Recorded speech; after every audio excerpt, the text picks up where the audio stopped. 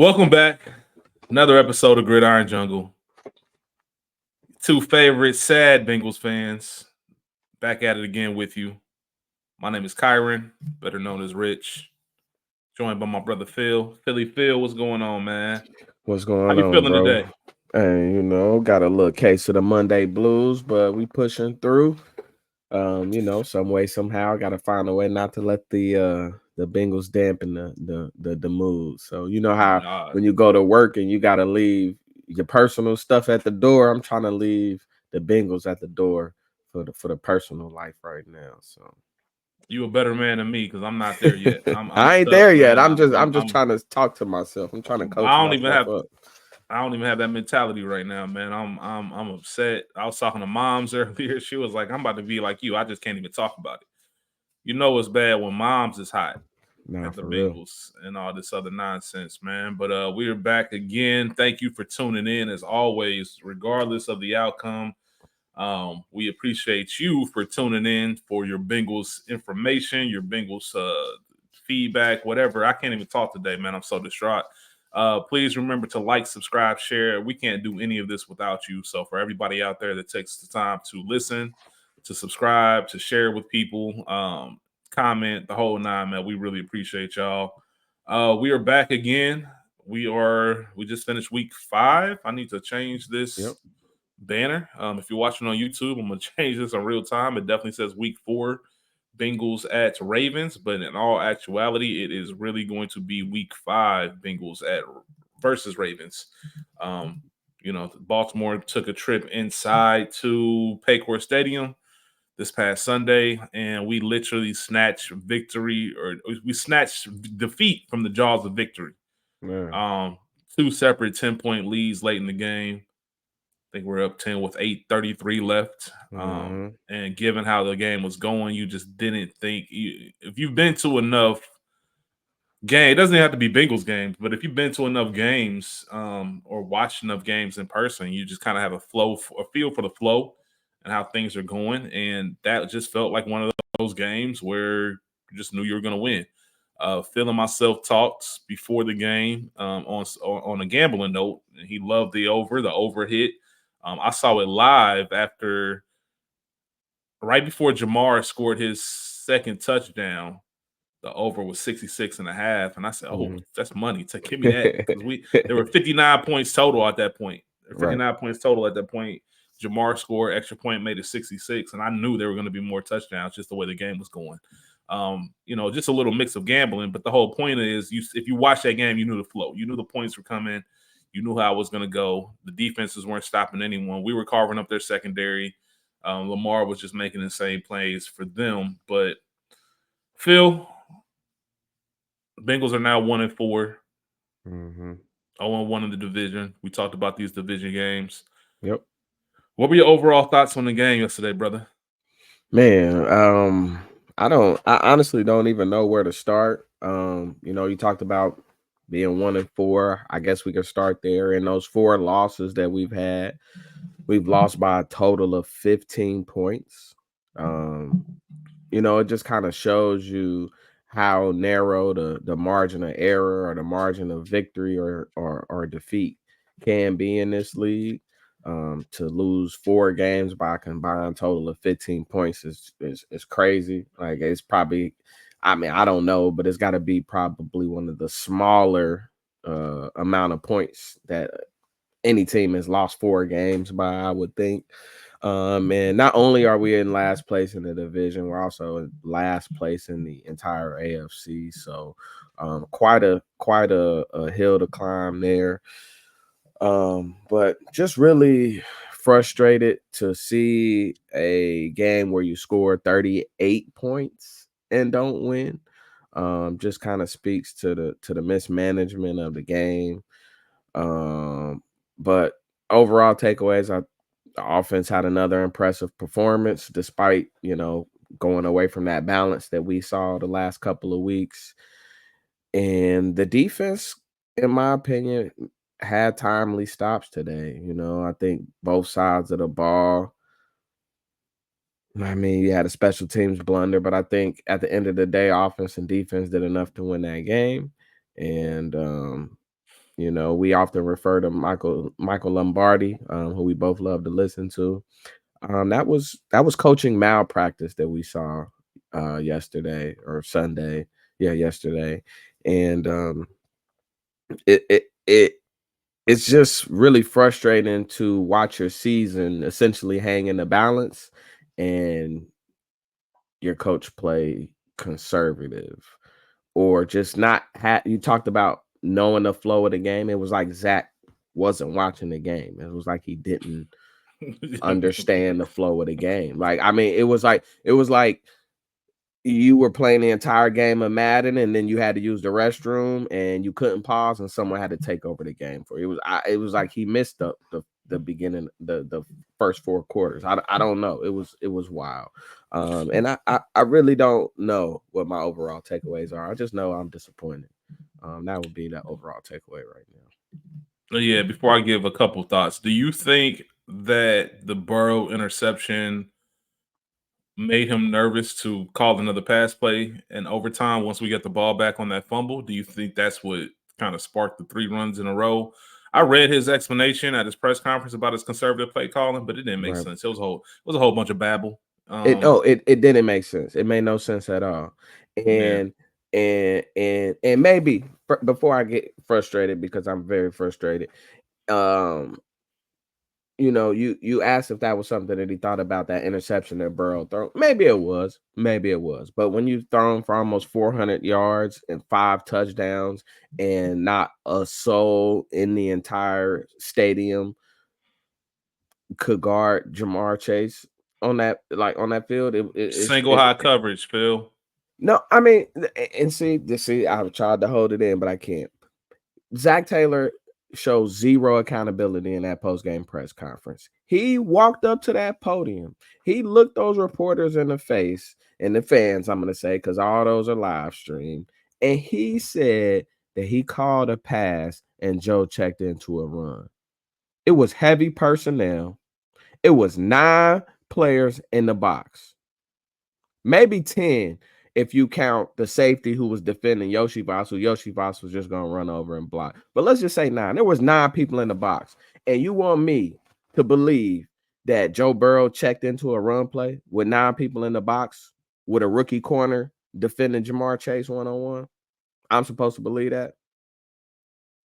Like, I watched Kevin Stefanski, even though I despise Cleveland, I watched Kevin Stefanski go to the podium and take accountability and say, I got to coach better. Even though he's handcuffed, he got to play Deshaun Watson. He don't have a chance out there on Sundays. He coaching against his quarterback versus Zach coaching against his entire team. Like, it's just like it's crazy for the lack of accountability that he shows game in and game out, and like it's just extremely frustrating to watch the Bengals have like the greatest offensive start in franchise history be squandered by just piss poor coaching. It's crazy.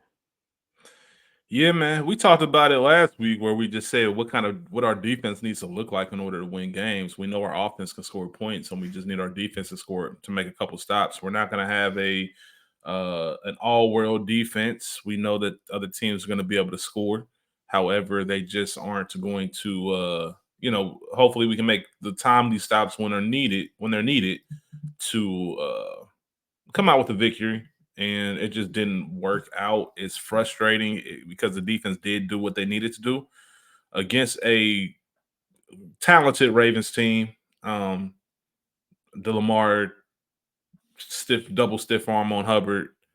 Um,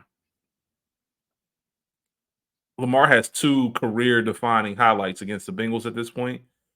Um, the first one being the spin move rushing touchdown from some years back at Paul Brown.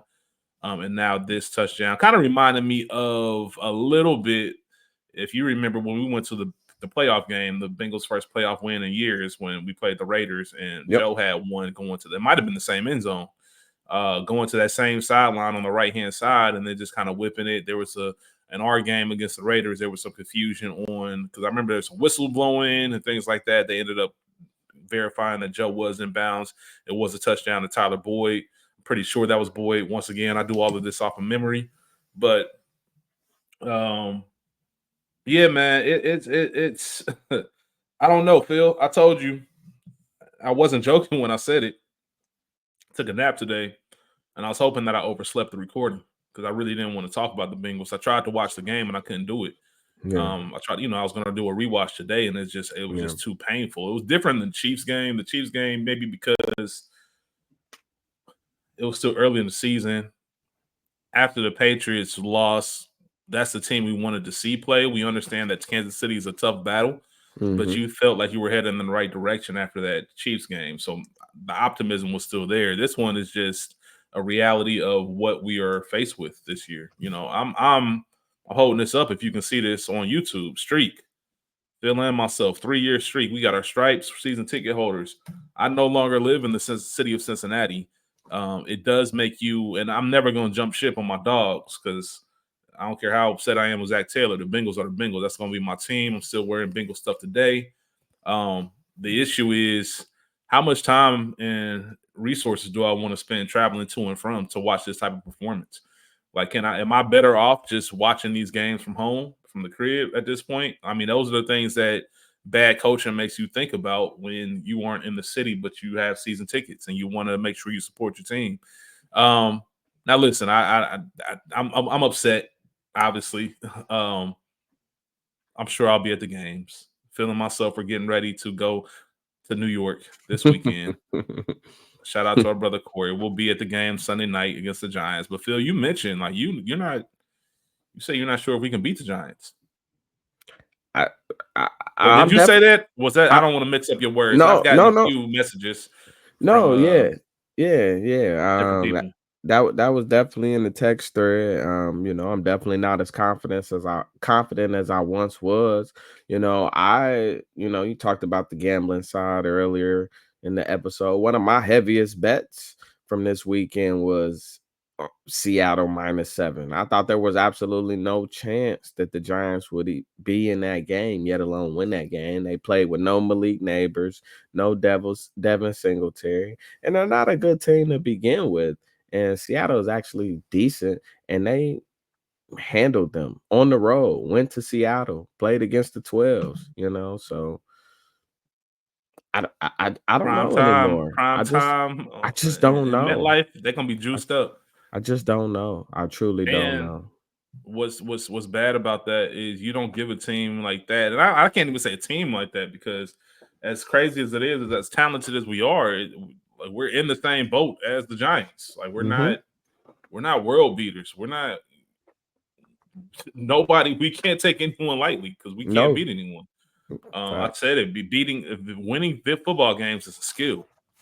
Um, it's a skill to actually like go in when things aren't convenient and still come out with a victory. That's something that's a skill set, and that's something we Mm-hmm. just don't have. And I think that starts with the coaching, and like you said, the lack of accountability. It just seems like this is going to be a hamster wheel this season. We're going to have some incredible performances by the offense, and we're not going to be able to get games done or get games closed. We're going to have timely stops by the defense, but we're not going to be able to get games closed. And what's even worse is the run's coming. We're going to go on that run that makes you feel like, all right, we're back. And then we're going to lose the most opportune game that's going to be presented to us because that's just how this team looks. Mm-hmm. You posted on the Instagram page, Phil, is it time to start thinking about the draft? Now that we are 1-4, even though we have 12 games left in this season, Mm-hmm. where are you with that? What's your mindset? Are you focused on the draft? If the season ended today, I think we'd have the number 4 pick. Are you Mm-hmm. focused on the draft, or are you still waiting on that run? Are you waiting on a 10-2 run to finish this season? Are you waiting on a 9-3 run to finish this season? I won't say I'm necessarily waiting on a crazy 10-2, 10-3 run per se. But I will say I'm not ready to shift the focus to the draft. We do Seems have odd, right? yeah, it seems all right. Yeah, I mean, we have a lot of winnable games in front of us. We go to New York, as we've stated. We go to Cleveland, who has their own problems, but have had a lot of success against the Bengals. We host Philly, who has just been kind of all over the place. A lot of, some of their season kind of mirrors ours, if you really look at it. So, and then we play the Raiders before going to Baltimore and facing them again. So, I mean, just realistically speaking, with as good as the offense has been, with the defense getting some timely stops, if we can manage to just have one other thing go our way over these next few weeks, it is very possible that we could be 4-5 or 5-4 when we face Baltimore again. There's a very good chance of that happening. And I won't even get into going further into the season because there's just no reason for us to look that far ahead. But there are a lot of favorable matchups. Our toughest games, in my opinion, are already behind us. So, I definitely think that gives you something to look forward to, for something to be hopeful for. But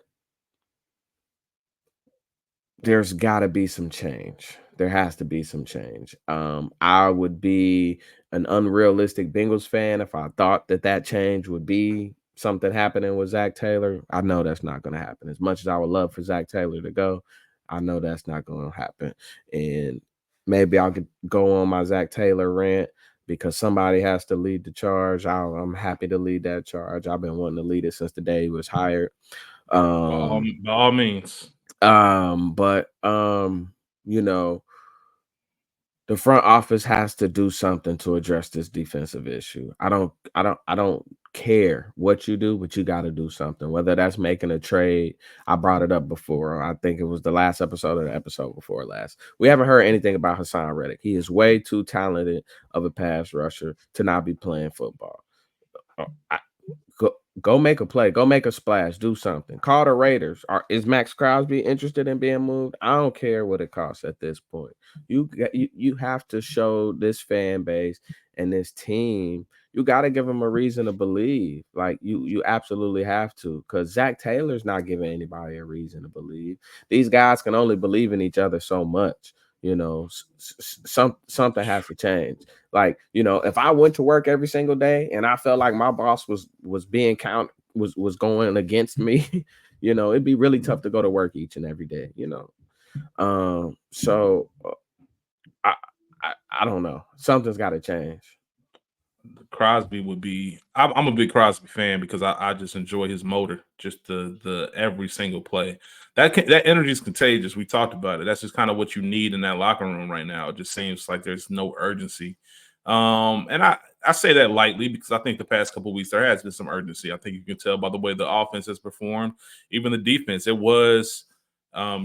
Even if you look at the stats overall, the Ravens had 175 yards rushing with 34 carries, 5.1 a carry, but most of that was that last play in overtime by Derrick Henry. If you look at the game, if you're watching the game without just reading the stat line, the defense wasn't awful when No, it they came had to a that. safety. They held Derrick Yeah. Henry to 30 yards going into overtime. I mean, they did such a good job against Derrick Henry. They just took him off the field. Derrick Henry wasn't even in the game for a quarter and a half. They just kept running Justice Hill. One of the biggest things. Which pretty much the game came down to total drives. The Ravens had 13, Bengals had 12. And this kind of goes into what we've been talking about, Phil. A lot of this is going to be who has the ball last and making sure we scheme ourselves. I mentioned last week that if, as fans, we know that we need to win the time of possession in order to win this game. And it was 33-45 for the Ravens and 32-42 for us. A nice balance. And I'm not even going to be on Zach's case that much, just for the simple fact that their secondary couldn't do anything with us. With Jamar, T, Yoshi, Joe, none of them. The guys came up and made big plays and big catches all throughout. Gesicki made a really big one across the middle. Like I said, Yoshi, Joe threw some beautiful balls. So we were moving. We scored 38 points, like you said. And so I wasn't even that upset. For us to even be that close in time of possession, with as much as we threw the ball, I'm not upset at it. 30 first downs for Baltimore. 14 of them, I believe, came in the third quarter or fourth quarter. 14 first downs in the fourth quarter. Just disgusting. Fourth quarters are their own game. That's winning time. And that's when you really, obviously that's when the defense is worn down. Well, that's when we need you to step up the most. And it just didn't happen. Like I said, not placing any blame. I think that's a little bit unfair for the defense this week. Because we did more than enough to win. But overall, I'm looking at these. They ran 77 plays to our 65, 520 yards to our 442. We both had, and even with that, I told you they ran 12 more plays. We still had the same yards per play, 6.8 yards per play. Both teams. We outpassed them 371 to 345, 8.8 yards per pass. The biggest difference is we had an interception, which and 4 penalties for 24 yards, 5 for 21. So they didn't make it easy on us. They didn't make any costly mistakes other than the fumble that they lost.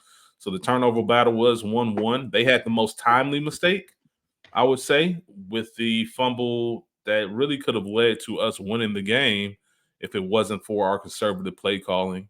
And obviously there was a botched snap, which changed things. You were at the game. I wasn't at this week's game. I had some other things going on. What was it like in the stadium? Like just throughout the day, and during some of these big plays, specifically the fumble and then the missed kick.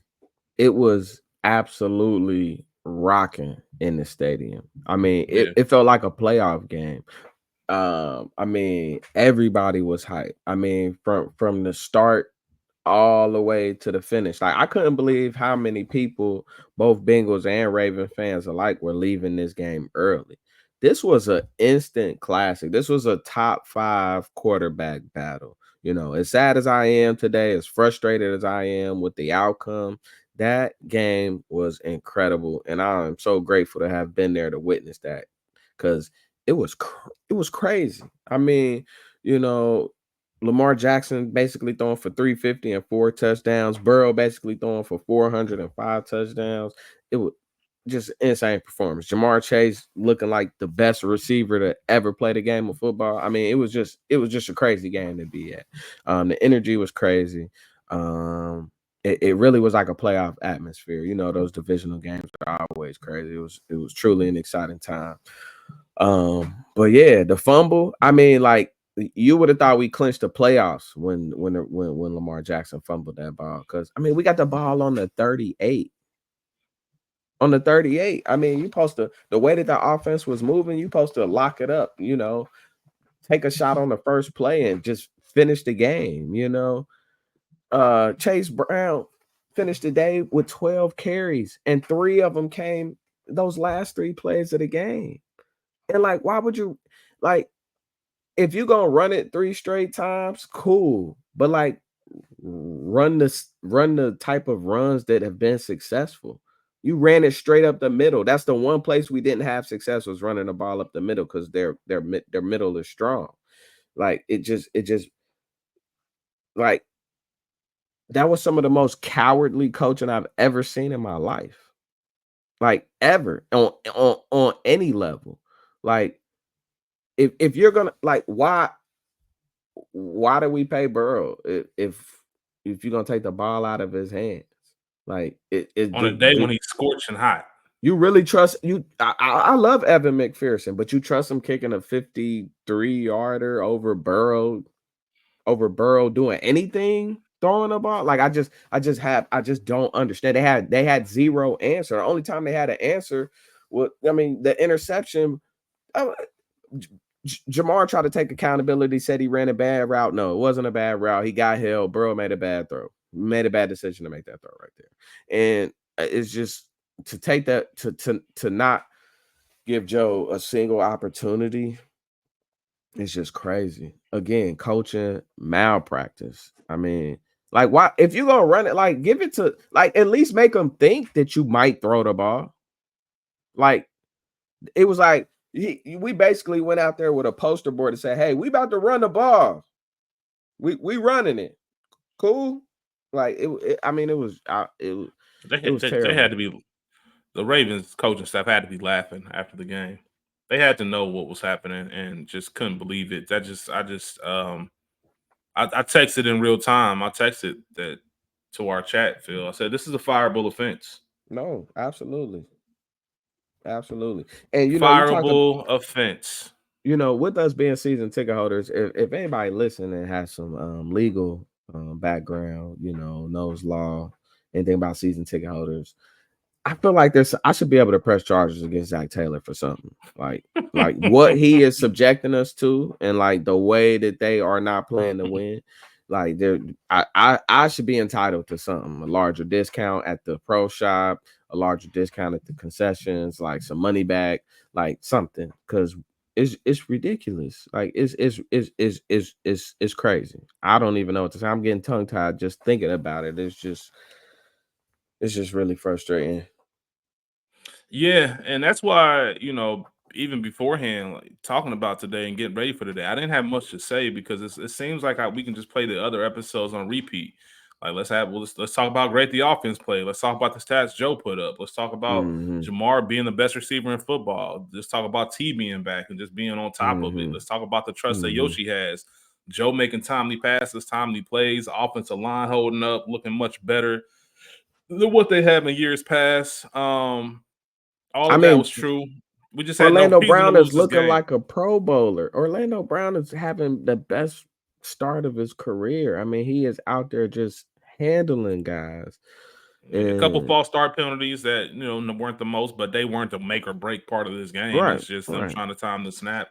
That happens more and more in the NFL. You see that kick out from the tackle position, just trying to make sure they get an edge on the edge rushers. So yeah, you're absolutely right, Phil. He does look like a Pro Bowler. The offensive line looks the best in Joe's tenures with the Bengals. Mims got hurt, got carted off the field, but ended up coming Hmm. back. I know he's sore, Hmm. and we'll see what his status is. Obviously, the big news on the injury front is that we lost Dax Hill for the year. Now, if you told us back in July and August that that was going to be devastating news, we Man. probably would have looked at you a little bit crazy. He went from looking like he wasn't going to win the cornerback two job to possibly looking like cornerback one over Cam. I think this season might be playing a little bit better than Cam. I know it's close and Cam has his own faults, but Hmm. Cam had a better game. Still not up to his standard that he set for himself, but had a better game. Hmm. I thought we just looked inspired. I just thought we looked inspired, and everybody Yeah. took into account home game, division game. It felt the entire game that we were going to win that. I remember saying in the middle of the third quarter and the fourth, like, we're not losing this game. We're just not. You just had that feeling, Hmm. and I was watching from Hmm. home. Hmm. And sure enough, we lost that game, and that's what makes those frustrating. It's a little bit easier to talk about the blowouts, but as you Yeah. mentioned, 4 losses by a combined 15 points. That's I think our largest loss of the year has been 5 points. Yeah, and I'll be honest, I still don't think Cam played that well. I think our safety stunk. I'm ready to play Dejon Anthony and Tyson Anderson at this point. Like that's how bad the safety play was. Jordan Battle finally got a chance to get in there. As soon as he got in there, cooked twice on the same drive. I mean, Vaughn got cooked. Geno Stone was losing tight ends like it was like it was his keys. I mean, it was just crazy. I mean, the back end of the defense was abysmal, and outside of the double stiff arm that you talked about earlier, that Sam Hubbard dealt with before Geno Stone lost the safety and gave up the second touchdown to Likely. Sam Hubbard was having a legacy I was rebound game. I was about to say I nine mean, he total would, tackles, seven solos, 2 assists, 1 sack, 2 tackles for loss, 2 quarterback hits.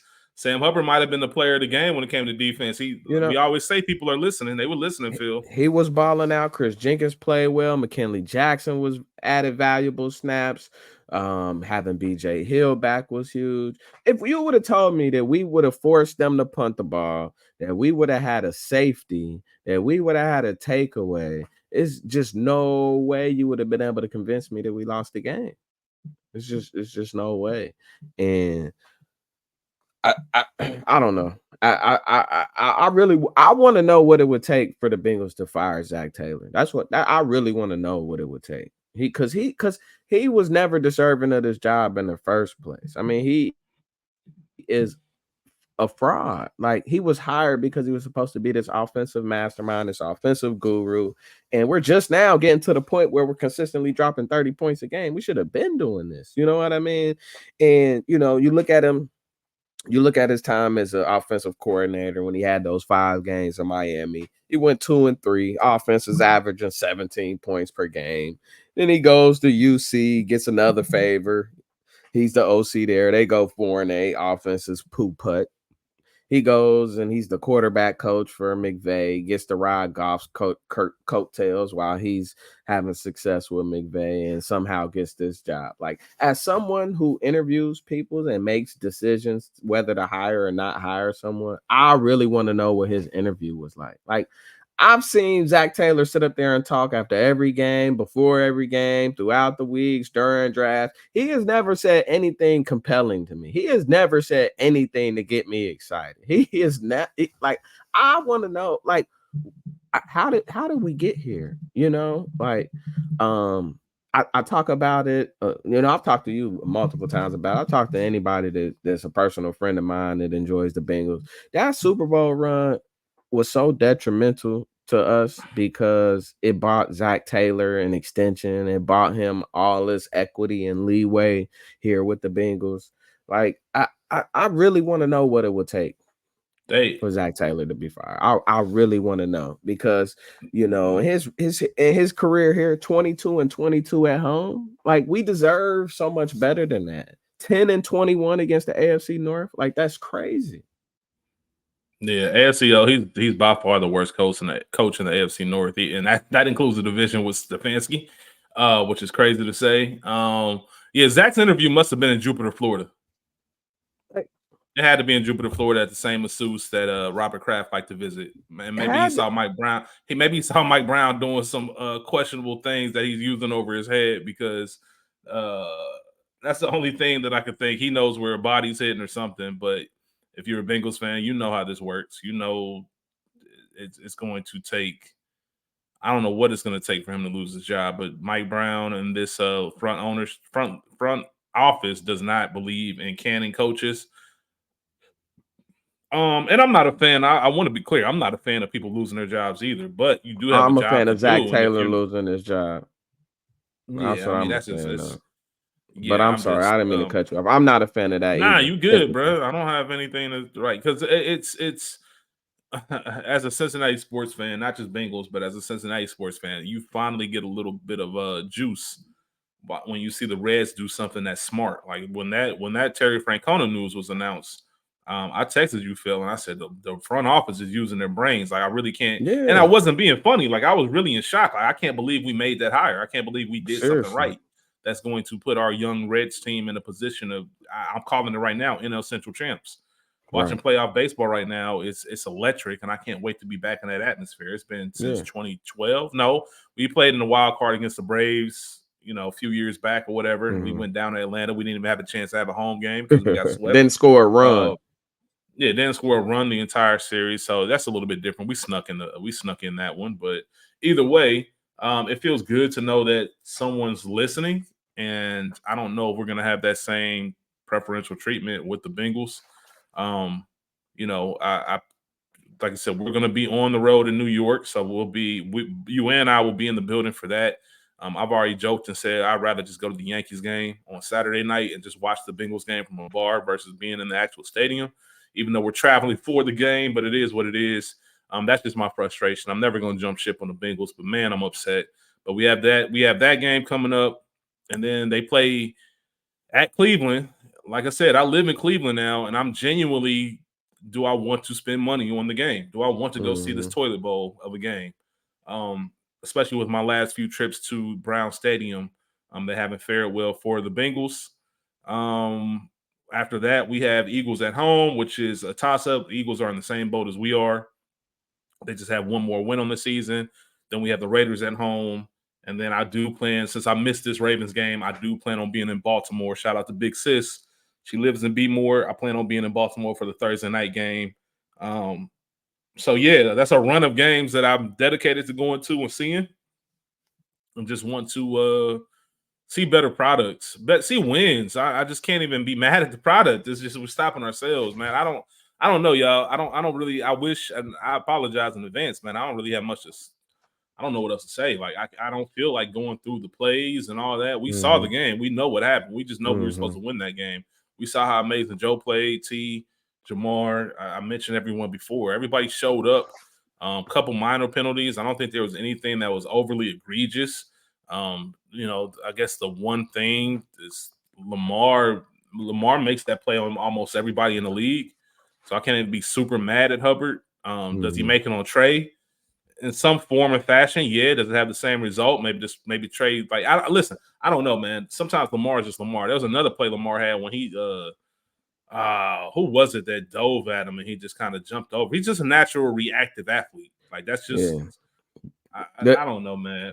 The issue with Hubbard on that play is you got to run through Lamar. If you get the opportunity, you got to run through. You can't try to take him down with your arms. He's just with your hands at that point. He's just too slippery. You really gotta get pause. You got to get body to body with him. Like you can't.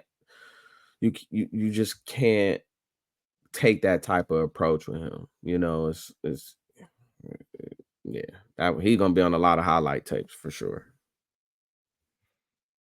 Yeah. And double stiff arm to the touchdown. Nah, that's double stiff arm to the touchdown. And that was like an AI move in football. Like that was crazy. Yeah, and I was calling it the Hubbard redemption game. Like I was up here watching it, and I was thinking, can we put Hubbard in that? Can we put Hubbard in that AJ Green, Jamar Chase, Ravens killers category? Obviously, we remember the big play he had in the playoff Hubbard game in the wild dash. card. Yeah. So I'm just like, maybe he's just a Ravens killer, but that one was tough. But like I said, I get what you're saying, but I'm also shooting some bail. That's a generational athlete over there. You still want to make that play. Sure. Absolutely shouldn't be reaching, tackling in general.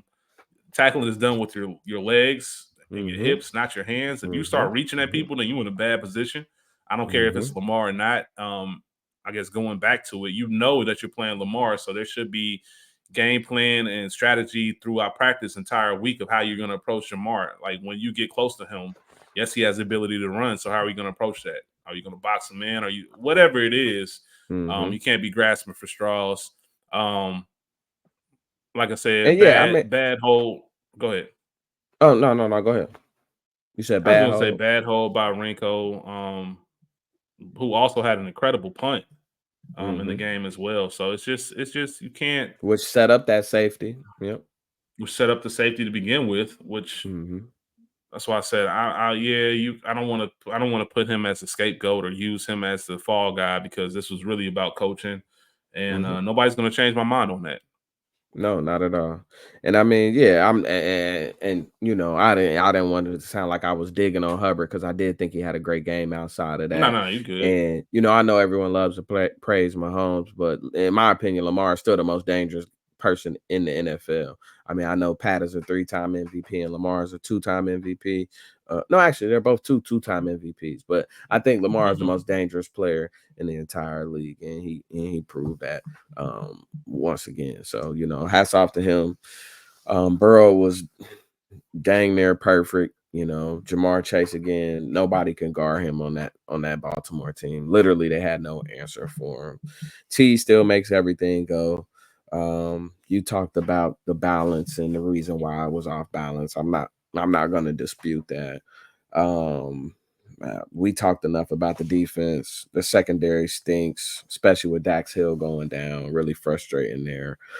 Hopefully we get Sheldon Rankins back and can be fully healthy on that defensive line going into next week. Shout out to BJ Hill. Yeah, definitely miss his presence. For sure. Definitely miss his presence, man. He balled out. Yep. Do you have anything else to say about this game? I don't have anything else. This will quickly go into an explicit content. Yeah, I just got some more Zac slander. That's all. I got nothing else on this game. I wanted to talk about the Giants coming up, but if you want to get your Zac slander off now or you want to wait, it doesn't matter to me. I'll go ahead and get it off. Bengals have had 29 games of 3 points or less in the Zac Taylor era. 29. They've won 9 of them. If there's ever a time where coaching matters, it's in close games. It's in those 3-point, 1 score games. Building on that, Bengals record during Zac Taylor's tenure in 1 score games is 16, 29, and 1. Terrible. Record starting the year 7, 15, and 1 in the month of September. I know we're in October now, but again, terrible. You can't just keep digging yourself in a hole each and every year. It's ridiculous. I already talked about his divisional record of 10 and 21. Abysmal. I don't care what type of team he inherited. He had Andy Dalton and AJ Green his first season as a coach. I don't care about anything else. Hugh Jackson had to take credit for all them L's he got in Cleveland with that joke of a team that he had to roll out there. Hey, guess what, Zach? You're gonna hold all them L's too. So again, I'm not asking you. I'm asking the fans. I'm asking anybody that supports this Bengal team. What is it gonna take for Zac Taylor to be removed? Because we're going to sit up here and have to listen to these same old lousy responses at each and every press conference with no accountability, with no changes being made. We're going to have to continue to deal with we don't have a GM, but the front office just sitting on their hands and not spending money. And I mean, it's just crazy. Would you say we have the best quarterback we've ever had in franchise history? Yeah, absolutely. Would you say we have the best wide receiver that we've ever had in franchise history? Yeah, and that's saying something because everyone knows how much I mentioned this last week. Just if you missed AJ Green in his prime, man, you missed something. So with as good as AJ is, absolutely, there's nobody like Jamar. And everybody knows how much I love Ocho and how highly I think of Ocho, and I think Ocho should be a Hall of Famer. Ocho himself said Jamar is already the best Bengals receiver. Like, we should not be being held back by coaching and by unwillingness to spend money, because this team has money to spend. We can eat. I don't care. I will help donate to pay the last 2 years of Zac Taylor's deal. I know he's extended through 2026. I don't care. I got $26 a month for you. Whatever. I'll chip in. You can't just continue to piss this team's talent away. We let JC Bates walk out the door. I can't tell you how much of an impact he would have on this team right now, how much steadiness he would provide. You look at what he's done for that Atlanta defense that has absolutely no front, has no pass rush. They still find a way to be in each and every game. They almost beat Kansas City as well. Should have with a team not as good as ours. I mean, I just need Zach gone. I need him gone. Gone. Like gone. I let Darren Simmons run the team. We got the interim guy right there on the team already. Let's just make it happen. Let's do it. Hey, Mike, Katie, whoever. Let's make it happen. Suspend Zach. Hell, shit. I'm sorry. Get Zach up out of here, please. Do something. Give him a conduct detrimental to the team's success. Suspend him for a game. Go sit him down. Let him watch from the sideline. In a perfect world, man. I always to reference Lombardi again. I love his idea of he always jokes. I don't think he's joking, but we know it'll never happen. But he always talks about teams like the Bengals, like the way we're playing right now. Like sometimes bring in Parcells for a week, bring in Belichick for a week, and kind of see what it is that you're doing wrong. Like if you bring in and learn how to actually plan for a week and plan for your opponent, then you'll start winning some of these games because you'll know exactly what it takes to get done. And obviously he doesn't. He's a play caller. He's not a head coach, and it just is what it is. But I don't want to talk about Zach anymore. We said this after the Patriots game. Excuse me. Part of the reason this is so frustrating is because when you're this good, you have these expectations. And that's just what it comes down to. That's the expectation of knowing that we're better than 1-4 and knowing that there's no sign of us showing that right now. And that's what makes it frustrating. That's why I say, do I really want to spend time, money, resources to travel back and forth? Like as of right now, the best thing about going back home for home games is being back in the city and seeing my peoples. Yeah. It's not the game itself, and it shouldn't be like that. And it is what it is. I've said enough as I could about that game. Like I said, I wouldn't be surprised if we go on that run. If we go on that, whatever, Mm, Phil, whatever. Anyway, whatever. let's talk about next week. Yes, sir. Sunday night football, prime time. I think the station, NBC. I think they wanted Washington and Baltimore. Yeah, they were definitely trying to flex this game out, They and I kind of don't flex blame this them. game. I I don't blame don't them either, blame them. especially given the regional implication. Obviously, if you ever Right. been to that part of the world, part of the country, should I say, DC, the capital, Like a the meaningful Commander Stadium. Commanders Ravens game is Yeah, crazy. the Commanders Stadium is in Virginia. Ravens is obviously downtown Baltimore. Not a far commute, maybe an hour at the most. And that's with traffic and everything. Baltimore, DC are not far at all. Hmm. Um, if you're local, it might be it's from Cincinnati to Dayton. Right. Right. Kind of same distance, probably just a little bit more traffic in there, but same distance. Um, Sunday night game, prime time. We used to dread these games. Not as much with the talent that we have. Big city, big lights. The Giants team coming off of a victory against Seattle, so they're coming in with some momentum. Hmm. Um, what do you think about this game? How do you feel about it as far as us going into Giants territory and getting the job done? Well, um, Daniel Jones will give us is known for giving defenses I'll, op. Go ahead. Also, real quick, I'm sorry. Malik Neighbors and Devin Singletary will be questionable when it comes to Okay. the Giants. As far as their big names, those are questionable. I can't see Neighbors missing his first primetime game. Hmm. Would it be the second? I think they played. Did they play Dallas in prime time? That was a They Thursday night did. game. Yep, they Yes, did. I'm They sorry. did. So second Yep. prime time game. Yeah, Yep. but But I'm he sorry is not to coming cut you off a off. concussion. He is coming off a concussion, so he will have to get cleared. It won't be as he won't have as much control as coming back as if it were some other injury. So, um, you know, that'll be a problem within itself if he is healthy, especially with Dax being out. He's proved to be a problem thus far. Daniel Jones typically gives opposing defenses opportunities. If Devin Singletary is ready to roll, he has ran the ball really well this year, which has been a pain point for us. I harped about how frustrated I was with Chuba Hubbard going over 100 yards against us. I think Devin Singletary is a better back, so definitely will present a challenge there.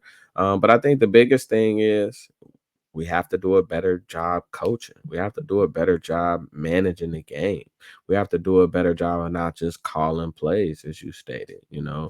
Um, Zach, if you need a common sense coordinator, I'm available. I would gladly hold that title for you. But I think that's going to be the biggest thing. Hopefully, our defense can gain some confidence. Obviously the last I mean, I won't say the last two, but Baltimore was definitely a tougher opponent, regardless of how well we know them. But the Bengals and Giants both struggle under the bright light. So it's going to be an interesting game. I'm interested to see which team shows up. I'm interested to see if we play to the level of our competition or if we play like the team that we've hoped would show up all season. So I think it's going to be a really interesting game. I expect another big performance from the usual suspects, and hopefully we can have a better outcome. Same. Everything you just said. The Giants are going to. They're allowing 20.8 points a game on defense. Um, I think 1,003 passing yards for the year, which is right in the middle. Hmm. The 20.8 points is actually it's in the top half of the league. Comparison, we're second to last, only to the Hmm. Panthers. We're giving up 29 points a game. Hmm. We've given up 1,827 yards this season. The Giants only 1,580. But the big thing is, obviously those rushing yards and things like that. I can't say I watched a ton of Giants football. I did watch them being in Cleveland. I watched the Cleveland game because it was on in the bars. I think that was our Monday night game, our Monday night Mhm, weekend. So yeah, mhm, I checked them out that day. They didn't look bad at all. Neighbors is a problem. He's a monster. mhm. Obviously, Cleveland, I think, has a better defense than what we have here in Cincinnati. That better secondary. And then I did see them on the Thursday night game, which even though they lost, it did seem like that was It was a a big. winnable game. Yeah, It they was a could have won that winnable game. game. So if I looked at the beginning of the season before we actually played meaningful games and I looked at the schedule, I'm like, all right, that's a win. That's a win. The Giants were on that Mhm. list, and now not so much. We really have to go in here and get the job done. Um, I shouldn't be nervous, but I am. I don't know if we're going to be able to get the job done. I think we are. I think we'll come out of there with a win. But will it shock me if we don't? No, no, it Not won't even a at this little point. bit. And I'd have never guessed that at the end of August. Like I would have never guessed that. Oh yeah, I'm not shocked that we lost to the Giants. I would have been floored if you Yeah, told me that. I would have yeah. asked you who's hurt, Right. which one of our stars is hurt. But this is just who we are right now. Joe said it at his presser. We're not a playoff caliber team or championship contender. Mhm. Yeah, I appreciate that, Joe. Thanks for letting us Yeah. know because we felt it as well. Yeah, we see it, Joe. Yeah, we see Um, it. and and each and every year I tell myself and I tell anybody that's willing to listen, we're gonna win some games we shouldn't win, and we're gonna lose some games we shouldn't lose. And it's gotten out of hand. We done lost too many games that we shouldn't have lost. And as crazy as it may sound, and I get a little, and I tell everyone that'll listen, fan is short for fanatic, and I don't take that lightly. We could legitimately win every game the rest of the season. Like we legitimately could. There isn't, as bad as we're playing, there isn't a single game left that I'm willing to just chalk up as an L. So with that being said, as KG said, anything is possible, but I am concerned for sure. No doubt about that. I don't want that to be lost. But I don't know. I think the players should revolt, give Zach a wedgie, hang him by his shoestrings from the locker room or something. He just, I don't know. Like, Give him a swirly. like maybe he never been beat up in life. I don't know. Like maybe he never faced any adversity, but like I need to see some passion or some accountability, some grit. I want to see him seem like he cares up there on the podium one day. Like he just, I don't know. I'm just sick Yeah, of it. that's what's frustrating too. Before we wrap up and get out of here, man, I'm watching the Cowboys Steelers game last night, and I'm looking at the Steelers like as the division leaders. I'm like, we could 100% beat them. Like that's not, we can beat them twice, no issue. And Yeah. that's what makes it frustrating. The fact that we're sharing space with the Browns at 1-4 at the bottom of the AFC, as you mentioned. It just doesn't make any sense. If we're ever going to start a run, we got to start now. This is the last time we can. Say that. Honestly, Phil, we can't afford a run. We can't afford any more losses right now. Like, we can't go to Facts. one. I mean, because it does go into the factor of, because here's the thing that teams start thinking about once your season gets away from you. Everybody and their mom, if they have a chance to speak on Joe Burrow, the one thing that they're going to mention, and I say they, I mean like the national media, they're going to mention his health. Well, we know Joe's health has been an issue. If your season's going nowhere, how long do you keep Joe activated? How long Yep. do you, if you reach, and I'm not saying this is going to happen, I don't believe it, but if for some crazy reason you get to a point where you're 2-8, um, Mm-hmm. do you consider playing Joe those last 7 games? Yeah. Do you shut it down? I mean, and Joe's a competitor, right? Right. You Right. really gonna have to like handcuff him and tie him up in the locker room for him to not get out there if he's healthy. Um, if Jamar looks at this season and says, "Yeah, y'all, if I'm gonna go through this, y'all gonna pay me big time." There's just a Facts. lot of factors that go into good teams having bad seasons, Yeah. that spill And over into the off season and the whole nine. Go ahead. I was gonna say, building on that, T's on the tag. What if T decides to pack it up? Trey Hendrickson didn't get that extension he was looking for. What if he decides to pack it up? BJ Hill, I believe is on the last year of his deal, like so. I want to be clear. I do want to be clear. we recognize that all these players were mentioned. They're competitors, they're professionals. I'm not saying they're going to pack it in on the Bengals. I'm just saying these are the things that you have to think about as an organization. I'm saying a lot of these decisions might not be left to them. Mm-hmm. It's hard to go out there at 2-8 if that's what ends up happening, and really put your quarterback on the line when you're not playing for anything that we have our goals set for. This isn't the rebuilding years. This isn't something where we expected to be in. Hopefully, it doesn't come to that. But I do want to make sure I clarify. I don't think that it's going to be a player thing. I think it's going to be, you have to look at it from a franchise or protect your assets type of situation. But those are more reasons as to why we can't have this type of behavior and this type of nonsense going on. It's frustrating, man. It's frustrating. Mm-hmm. There is no. I know we talk about what do we need to do to win this game. Like, we got to go out there and win it. It's Yep. not X's and O's at this point. You just got to go out there and want it more and make plays and go ahead and get this dub. I have no idea what to expect on Sunday evening. Maybe And I'll get so faded that I won't remember, good or bad. Shout out to New and York City. Herm Edwards said it as best as you can say it. And I think Zach lost sight of that. You play to win the game. Hello. You don't play not to lose. You don't play for overtime. You don't play for what if. You play to win the game. And you got to coach to win the game as well. So play to win the game. That's what it comes down to, brother. That's what it comes down to. I don't have anything else. This is or if you can see, our fandom is real. That's why it's difficult to come out on here after tough losses, just because we care so much. We're not, local reporters that are, yeah, we have a job to do. Yeah. Nah, man, this is straight from the fan. That's the whole perspective of this podcast. You're gonna get the emotions and the whole nine. We didn't even want to do this pod today. Nah, I'm dead serious. I did not want to record an episode. That's what I knew when I hit the play on the game. I stopped after a couple plays because I'm like, man, I don't want to see something so beautiful, knowing how we lost. Yeah. It's only fun to watch those type of games when you know that you won. I'm a big Carolina Tar Heel basketball fan.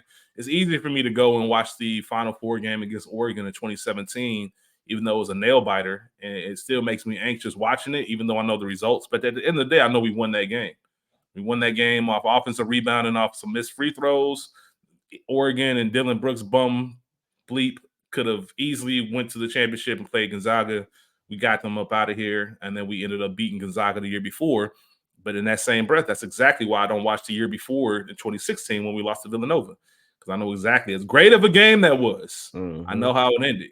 Walk-off three-pointer. I remember watching it live, and as soon as he stepped into that three, I knew the game was over. I knew it. I just, as if Phil's going to laugh at me, he don't like giving me my props. But as a shooter, when you know you in rhythm and you walk into a three like that, I just knew it. As soon as it left his hand, I said, that's money. That's not even hitting rim for the game and the championship. I say all that to say it sucks watching those games. The only game that I felt comfortable with knowing that we lost was the Chiefs game, because it came off such a horrendous loss. And it just reminded me that the team is still who they are. And I just would have never thought that we'd be 1-4 even after that 0-2 start. It's just frustrating, man. And it's, we want to make sure we bring our best selves to these recordings each week. But if nothing else, we're going to bring you honesty and our true feelings on how we think about things. Maybe we do ourselves some mental health service and lower our expectations as to what to expect. We want the best. We're going to still keep supporting. Like I said, you'll never hear me jump off the wagon, no matter how much I dislike Zach and other things. I'm still a Bengals fan, diehard. I just ordered 3 more pieces of Bengals gear. Actually 5, because I didn't even tell you, Phil. I got a new T-shirt and a hat that's coming in. And I'm still wondering, like, why am I spending all my money on this, man? I should be talking about Reds gear or Carolina basketball gear. My Bengals buying should be over, but I'll be decked out in New York City on Monday, orange, black, and white, cheering the team on. I'll be talking my talk to the Giants fans as much as I can. There's not too much to say because we won it for, so it is what it is, Phil. That's all I got. It's a Sunday. It's a Sunday night game. I'm sure the pregame festivities will start early. Corey, we with Corey. I'm good on that. We know we'll be straight. I'm gonna talk crazy, and I'm looking forward to it. And yeah, hopefully we do get to make it to the Yankee game, or at least go get in the mix in the Bronx by Yankee Stadium. You know, would love to make a make our way down there as well. That would be dope. I just want to say for all of the New York is the city of dreams. All of you New Yorkers who love to try to go viral. Um, I've been seeing a lot of videos. It's just people in New York just doing some wild stuff just to go viral. Me and Phil welcome that type of activity. You might go viral for the wrong reasons, not how you intended. But if you're looking to go viral on one of your little skits and try to be funny, by all means, Yeah. we'll be more than approachable. We're looking for Unless fans too. yeah, we'll see how that goes for everyone involved. Like that's all I'm gonna say. Especially if we soft up by that point, because yeah, we'll welcome all content creators. We'll call it For content sure. creation. We'll just say it like that. But all joking aside, I am looking forward to seeing Corey. I am looking forward to being in New York. I'm excited to be traveling with my brother, Most definitely. Phil, and kind of tearing up the city again. Um, Last time we was in New York, we went to a Nas one night only concert. Yes, sir. Celebration of Phil's birthday, even though it was a couple months after the birthday. So I'm excited to get the crew back and tear the city up one more time. But that's pretty much it, man. Shout Next out to the week, big dogs. yeah, absolutely. Shout out to the big dogs. With that being said, I do want a little housekeeping. Episode might be a day late next week because we're traveling back on Monday. I actually don't land until like midnight Monday going into Tuesday. So we try to get these out to you on Tuesdays. It might be late Tuesday night, early Wednesday morning when we have our Giants reaction. Do not plan on recording while we're there because why would we? We're out of town, but we definitely will have an episode for you. Just want to give a heads up that it's probably going to be a little bit different, or excuse me, a little bit later. We'll talk about our experience at the stadium. I think it's both For of our sure. first time at MetLife, so we'll talk Yes, about sir. concessions and just overall atmosphere as the Giants are celebrating their 100th year. I'm sure they'll have Tailgate, some cool all that. stuff. Tailgate, the whole nine. We'll have some stories about that. Um, we're patiently awaiting at worst case scenario, if the Bengals do continue this downward spiral, we at least have the AFC North hard knocks coming. So Phil and Mm-hmm. myself will be giving commentary on that. That might be even more frustrating than the games. If you Mm, watch these games and then see the behind the scenes stuff that happens before and after them, who knows? It mm. might be even more frustrating. Um, Let me see Zac Taylor acting like the Giants GM. Let me see. Let me get to see that. Let me get to see that. I'm at his door.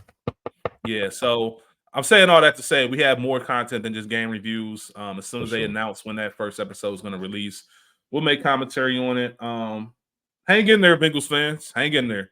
We've been doing this for a long time. We Mm-hmm. know what it's like to be frustrated. Like I said, after week one, it's just a little bit different when you know you have the talent to do anything that you want, and you're still not getting it done. So, Phil, my brother, I appreciate you as always. Neither one of us wanted to Always. press play today, but we are here giving the people what they want.